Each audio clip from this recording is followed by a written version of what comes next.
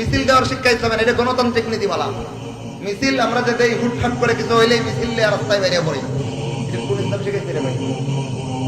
Abraham Lincoln দাজ্জাল গণতন্ত্র তৈরি করার আগে মিছিলের কোন সিস্টেম পৃথিবীতে এখন যেভাবে মিছিল দেওয়া হয় এভাবে কোন মিছিল ছিল না। মিছিল দেওয়ার সিস্টেম গণতন্ত্রের একটা নীতিমালা। কেন? কারণ তারা শাসকদেরকে রব সাব্যস্ত করেছিল। গণতন্ত্র প্রত্যেকটা শাসককে রবের আসনে বসাইছে। কোন প্রজার অধিকার নাই রবের বিরুদ্ধে কথা বলার। আল্লাহ যেভাবে আইন করেছেন, কোন বান্দার অধিকার নাই আল্লাহর কর্মকাণ্ড নিয়ে নাক গলাইবার। ওই বিধানটা কপি করে আইন না, সমাজের কোন তুচ্ছ কোন রাষ্ট্রপ্রধানকে আল্লাহর আসনে বসাই দেয়া জনগণরে গোলামবাদী বানাইছে। যে কারণে শাসক অন্যায় করলে গণতান্ত্রিক সিস্টেমে শাসকের বিরুদ্ধে কোনো ভূমিকা নেওয়ার সিস্টেম নাই। কি করতে হবে তাহলে? বেশি থেকে বেশি মিছিল করতে পারবো। কি করতে পারবো? মিছিল করতে পারবো। অথচ ইসলামী শরীয়তের বিধিবিধানগুলো লক্ষ্য করে দেখেন, খলিফাতুল মুসলিমিন ওমর ইবনে খাত্তাব রাদিয়াল্লাহু তাআলা আনহু যখন মদিনার মসনদে আমিরুল মুমিনিন নির্বাচিত হলেন, সেইখান থেকে একদিন মসজিদে নববীতে খুতবা দেওয়ার জন্য দাঁড়াইছেন। একজন সাধারণ গ্রাম্য মুসলমান দাঁড়ায় বলতে, ওমর খুতবা দিবার লেগে দিতাম না, আগে বলতে হবে তোমার গায়ে চাদর দুইটা কোথা থেকে আসলো, তুমি তো আগে চাদর বন্টন করেছো, আমরা সবাই একটা করে পাইছি, তুমি দুইটা কোথা থেকে আসলা।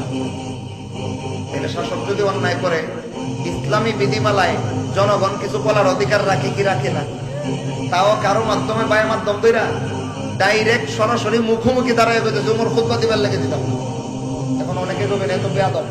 ও ভাই বেয়াদব আপনি বেশি দিনেন না ওমর বেশি দিনেন? কে বেশি দিনে?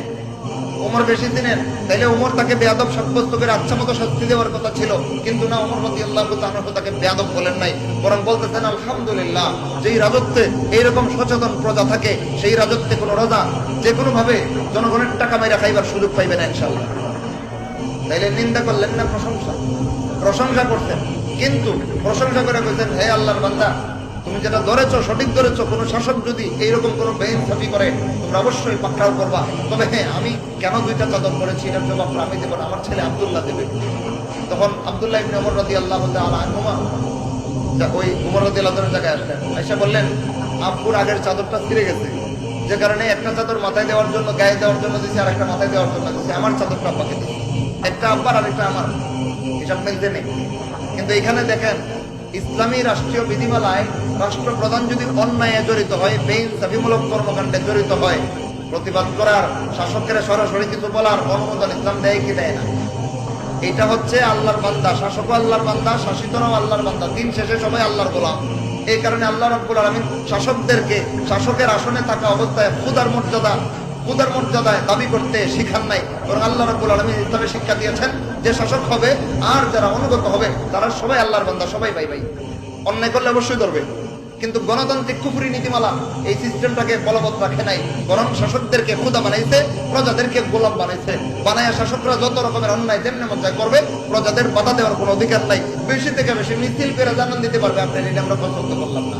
এবার বলেন মিছিল দেওয়ার সিস্টেম ইসলাম শিখাইছে? আব্রাহাম লিঙ্কন দাজ্জাল